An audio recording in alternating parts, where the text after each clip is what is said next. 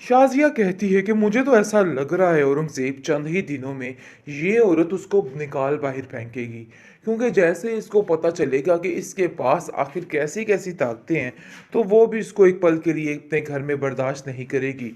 मुझे इस चीज़ का पूरा पूरा यकीन है, क्योंकि गुड्डी कहीं रहने के काबिल ही नहीं।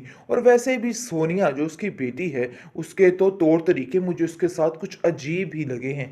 ऐसा लगा है कि दोनों का बहुत सख्त बैर पड़ चुका है। और आप देखेंगे कि इशरत कहती है कि फ़िक्र करने वाली ऐसी कोई बात नहीं है। यहाँ पर गुड्डी बहुत ज़्यादा खुश है, और जो कुछ आप लोगों ने उसके साथ किया है, वो भी मुझे भिनक पड़ चुकी है। गुड्डी ने खुद से कुछ नहीं कहा, लेकिन फिर भी मुझे इन सब चीज़ों का अंदाज़ा हो चुका है कि आखिर आप लोगों ने क्या कुछ किया है उसके साथ। गुड्डी कहती है कि नहीं, ऐसी बात करने का कोई फ़ायदा ही नहीं। छोड़ दीजिए हाला, हमने किसी से कोई बदला कोई बात नहीं करनी है। बल्कि मेरी तो खुशकिस्मती है कि मैं आपके पास आ गई हूँ, और मैं आपके पास आके यकीन मानिए बहुत खुश हूँ।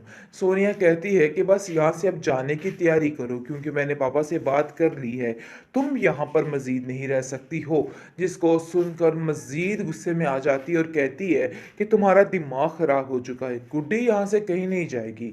ये बात तो तय है, अगर तुम्हें यहाँ से जाना है तो तुम जा सकती हो। जिस पर आप देखेंगे कि वो रोती-रोती जहांगीर के पास चली जाती है और कहती है कि पापा, पापा देखिए मम्मा ने क्या कह दिया कि यहाँ से चली जाओ। यानी कि बुरे तरीके से रो के अपने आप को सच्ची बनाने की कोशिश कर रही है, और कहती है कि नहीं, ये माँ कर रही है और जानबूझकर गुड्डी को मेरे ऊपर फ़ोकियत दे के, तरजीह दे के मेरी इज़्ज़त को घटाने की कोशिश कर रही है। आखिर कोई ऐसी माँ भी हो सकती है, ऐसा भी कोई कर सकता है? मुझे तो यकीन ही नहीं आ रहा।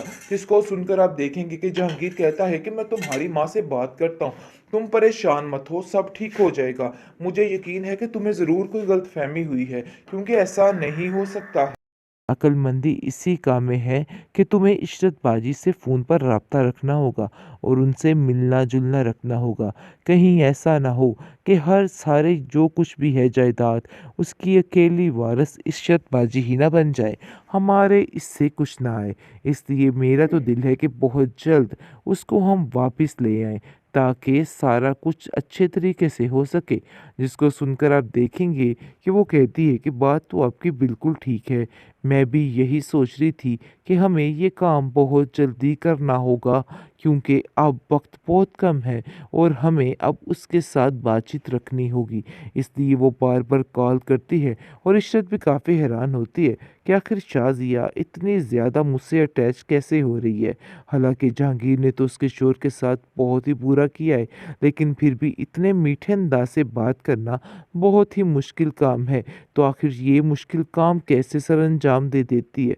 लेकिन आप देखेंगे जी, बहुत ज़्यादा परेशान हो चुका है औरंगज़ेब, क्योंकि वो जान चुका है कि उसका अब कोई भी हल नहीं है और कुछ ना कुछ तो ऐसा होगा जिसकी वजह से तमाशे लगेंगे। आए दिन कोई ना कोई ऐसी खबर आ जाती है जिसकी वजह से शाज़िया दंग होकर रह जाती है, क्योंकि शाज़िया की ज़िंदगी में सुकून नामी चीज़ ख़त्म हो चुकी है। उसने जो कुछ किया था बेचारी गुड्डी के लिए, वो आज सब कुछ उसके सामने खुद ही आ रहा है। इस बात को लेके वो काफ़ी ज़्यादा हैरान और परेशान है कि आखिर उसके साथ क्या हो गया? आखिर कब तक वो ऐसे ही रहेगी? कभी तो वो सोचती है कि गुड्डी को इस घर में वापस लाया जाए, और कभी वो सोचती है कि बस थोड़ा और इंतज़ार कर लिया जाए, क्योंकि वो भी समझ नहीं पा रही है कि आखिर उसको क्या करना चाहिए और क्या नहीं करना चाहिए। गुड्डी मैडम ने अपने जलवे यहाँ भी बिखेरने शुरू कर दिए हैं। जैसे ही वो अपनी खाला जान के घर आती है, तो घर का माहौल उसको बहुत ही मज़े का और पुरसुकून लगता है। उसे ऐसा लगता है कि जैसे वो अपनी माँ के पास आ गई है, और वो खुशी-खुशी हर काम करने को तैयार हो जाती है। वो अपनी खाला से कहती है कि खाला जान, आप परेशान मत हो, ये सारा काम करना मेरे दाएँ हाथ का काम है। जिस पर खाला उसकी हैरान होती है और मुस्कुराने लग जाती है। कहती है कि किस किस्म की बातें कर रही हो? देखो, ये काम तुम्हारे बस की बात नहीं है। आगे से वो कहती है, देख लीजिएगा, मैं ये काम चुटकियों में करके दिखाऊंगी। वो सारा घर, हर चीज़ मिनटों में साफ कर देती है अपनी उस ताकत की वजह से, जिसकी वजह से उसकी खाला काफ़ी हैरान होती है और कहती है कि आखिर गुड्डी, ये सब कुछ कैसे हुआ? मुझे तो हैरत हो रही है कि आखिर कोई ऐसे भी कर सकता है, क्योंकि जबकि वो इस घर में आई है, काफ़ी चौंका देने वाली बातें करती है, जिसकी वजह से बहुत ज़्यादा हैरान हो चुकी है इशरत और सोचती है कि आखिर क्या वजह है, मुझे खुद को समझ नहीं आ रही है।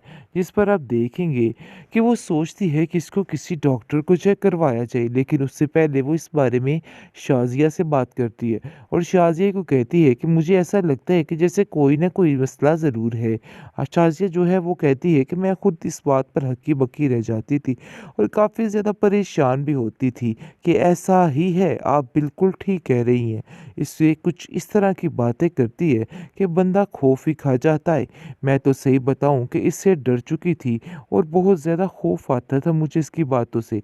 जिस पर इशरत कहती है कि नहीं, डरने वाली कौन-सी बात है, पता नहीं क्यों ये बच्ची सहमी-सहमी सी रहती है, क्योंकि गुड्डी बहुत जल्द सारी बातें बता देगी अपनी खाला को और कहेगी कि मेरे साथ बहुत ज़ुल्म और ज़्यादती की गई, फिर जाकर सारा भांडा फूट जाएगा।